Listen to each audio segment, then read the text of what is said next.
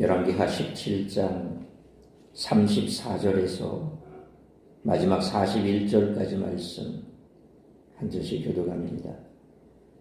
그들이 오늘까지 이전 풍속대로 행하여 여호와를 경외하지 아니하며 또 여호와께서 이스라엘이라 이름을 주신 야곱의 자손에게 명령하신 율례와 법도와 율법과 계명을 준행하지 아니하는도다.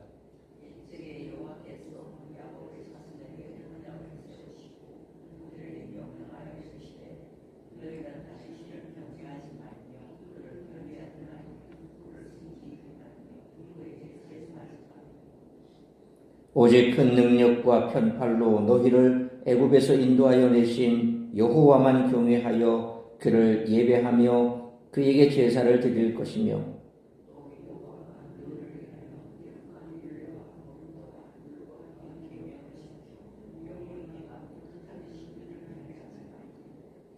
또 내가 너희와 세운 언약을 잊지 말며 다른 신들을 경외하지 말고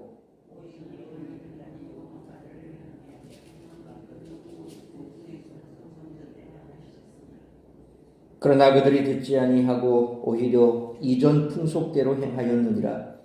이 여러 민족이 여호와를 경외하고 또 그 아로 새긴 우상을 섬기니 그들의 자자손손이 그들의 조상들이 행하던 대로 그들도 오늘까지 행하니라. 아멘. 오늘 본문은 이스라엘 멸망 보고의 마지막 부분으로 요약적, 종합적, 신학적 평가를 남깁니다. 따라서 그 내용상 앞선 내용과 크게 다른 점은 없습니다. 그렇지만 몇몇 사항을 강조함으로 우리들에게 교훈을 주고 있습니다. 첫째로 오직 여호와만을 경외해야 한다는 것입니다. 오늘 본문은 그 땅의 거주자들이 여호와를 경외했습니다. 또는 하지 않았다라고 반복해서 기록합니다. 언뜻 보기에는 본문 스스로 긴장감을 유발하는 것처럼 보이나 오히려 이러한 기록은 여호와를 경외하겠다는 사람들이 실제로는 외형적 죄의만 강조했음을 알려줍니다. 오히려 이러한 기록은 여호와를 경외하지 않은 모습입니다. 하나님을 경외하는 것은 단순한 종교행위가 아니며 삶의 모든 영역에서 이루어져야 합니다. 이방신들에게 경외하고 경배하고 섬기고 제사하는 것이 아닌 이 모든 것을 여호와께 해야 한다는 것입니다. 그렇다면 우리들의 삶은 어떨까요? 예배자의 삶과 또 비예배자의 삶이 모두 나타나고 있지는 않을까요? 오늘 본문은 해야 할 것과 하지 말아야 할 것을 대비적으로 분명하게 전달합니다. 오늘 본문은 한 사람의 삶에 이분법적 신앙 행태는 존재하지 않는다라고 분명히 말씀합니다. 예배자 또는 비예배자만 존재할 뿐입니다. 둘째로 왜 이방신을 섬기게 되는 것인가 하는 것입니다. 왜냐하면 여호와의 백성이 여호와께서 어떤 분인지 잊기 때문입니다. 과거 출애굽이 구원 사건을 잊어버리고 또 하나님이 큰 능력과 편팔로 구원하신 분임을 잊었기 때문입니다. 따라서 여호와께서 장차 구원을 펼치실 능력의 하나님인 것도 알지 못합니다. 그러므로 여전히 하나님을 제대로 섬기지 못함으로 소망도 없다는 것입니다.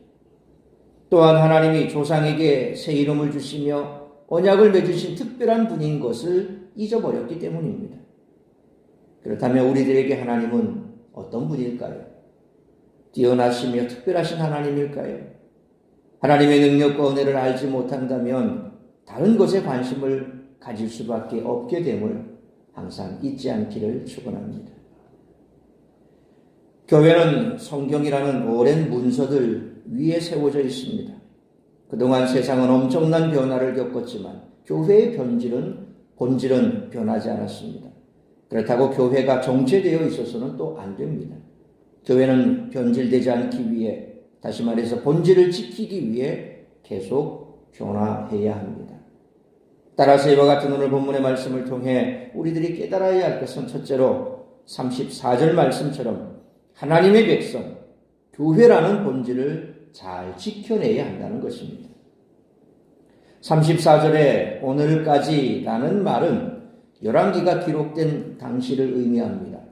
북이스라엘의 멸망은 주전 722년 혹은 721년이라고도 말합니다만 어쨌든 주전 722년이고 남유다의 멸망은 주전 586년이며 또 25장 27절에 보면 유다의 왕 여호야긴이 사로잡혀 간 지 37년 곧 바벨론의 왕 에월무라닥이 즉위한 원년 12월 그달 27일에 유다의 왕 여호야긴을 옥에서 내놓아 그 머리를 들게 하고 라는 말씀처럼 여호야긴이 사로잡힌 지 37년 후 곧 549년에 있었던 일에 대한 기록이 있으므로 열왕기가 기록될 당시만 해도 북이스라엘의 멸망은 적어도 170여 년 전의 사건입니다.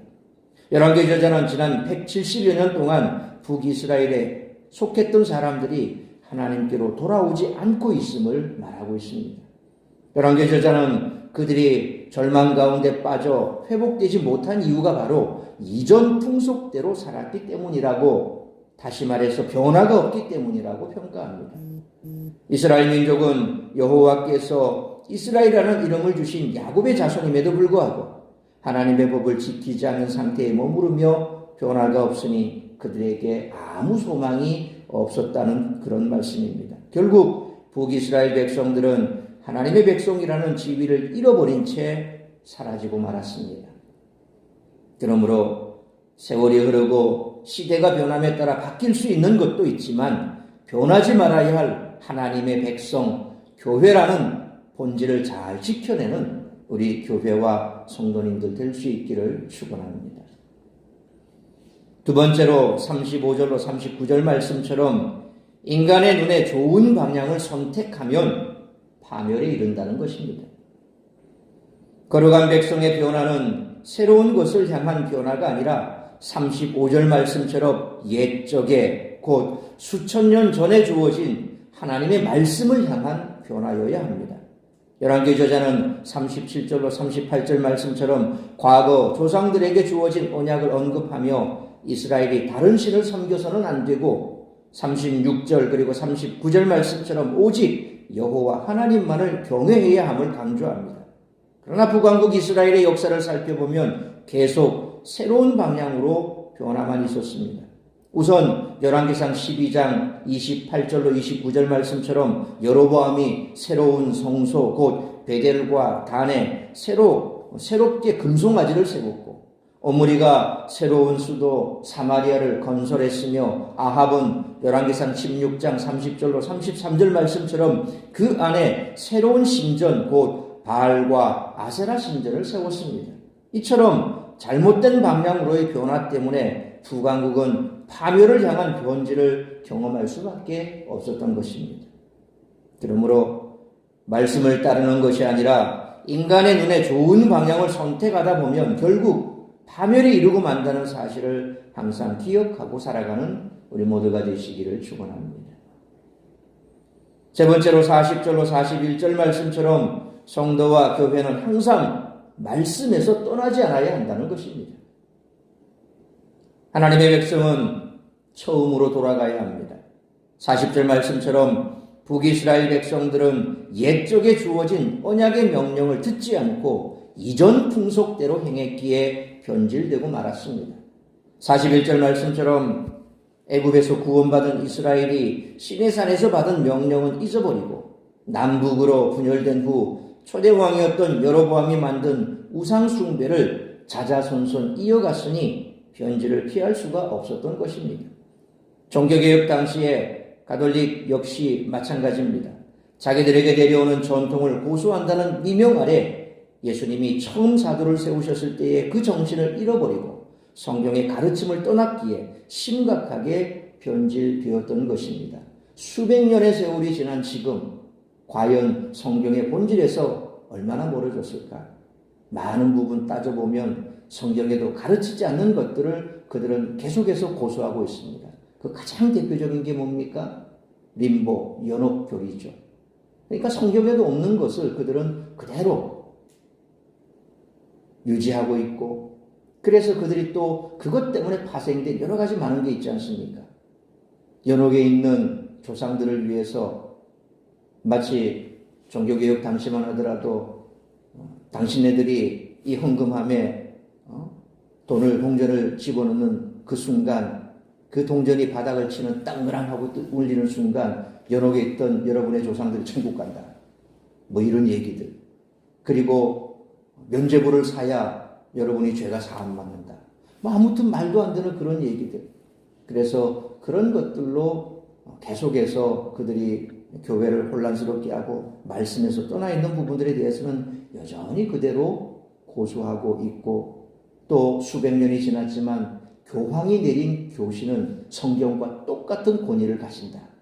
그들은 그렇게 얘기하고 있고 지금도 그렇습니다. 그래서 교황이 내리는 오랫동안 수백 년 동안 쌓여있던 그 교황의 훈시들은 여전히 그들은 그것과 성경은 동일한 능력이 있습니다.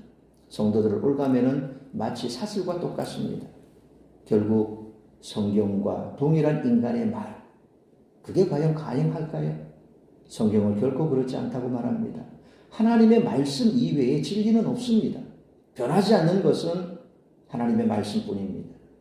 이 땅에 세월이 아무리 변하더라도 1.1획도 변기하지 없는 하나님의 말씀만을 붙드는 것이 우리가 고수해야 될 바로 변하지 않는 본질입니다. 그러므로 언제나 복음의 원형에 대한 선명한 인식을 가지고 항상 말씀에서 떠나지 않는 교회와 성도님들 되시기를 축원합니다. 사랑하는 성도 여러분, 우리는 이전 방식에서 떠나 원래 방식으로 돌아가는 변화를 일으켜야 합니다. 수백 년 동안 이어져 내려오던 전통이 아니라 수천 년 전에 우리에게 주어진 말씀을 따라야 합니다. 우리 교회가 주님이 원하셨던 교회의 모습과 일치한지를 끊임없이 고민해야 합니다. 원본으로 돌아가는 변화, 변질되지 않기 위해 변화를 지속적으로 노력하는 우리 모두가 되시길 바랍니다. 그러므로 말씀을 따르는 것이 아니라 인간의 눈에 좋은 방향을 선택하다 보면 결국 파멸의 이름으로 변하지 말아야 할 하나님의 백성, 교회라고 하는 본질을 잘 지켜내기 위해 언제나 복음의 원형에 대한 선명한 인식을 가지고 항상 말씀에서 떠나지 않는 우리 교회와 성도님들 되시기를 주님의 이름으로 축원합니다. 기도하겠습니다. 걸어가신 아버지 하나님, 은혜와 사랑을 감사합니다. 오늘도 이 새벽을 깨워 말씀으로 예배로 하루를 시작하게 하시니 감사합니다. 2024년 한 해 동안 우리를 지키시고 보호하시고 인도하셨던 그 은혜에 감사를 드리며 이제 또 새해가 밝았습니다. 2025년 더욱더 우리가 말씀에 붙들려 살아갈 수 있기를 원합니다. 세상이 바뀌고 세월이 흘러도 변하지 않는 것은 여전한 진리입니다. 바로 하나님의 말씀입니다. 우리가 하나님의 말씀만을 붙든다면, 그 진리 위에 서 있다면 세월이 바뀌고 또 시대가 바뀌어도 우리는 결코 하나님의 백성, 교회라고 하는 그 본질에서 벗어나지 않을 것입니다. 변해야 할 것이 있지만 변치 말아야 할 것도 있습니다.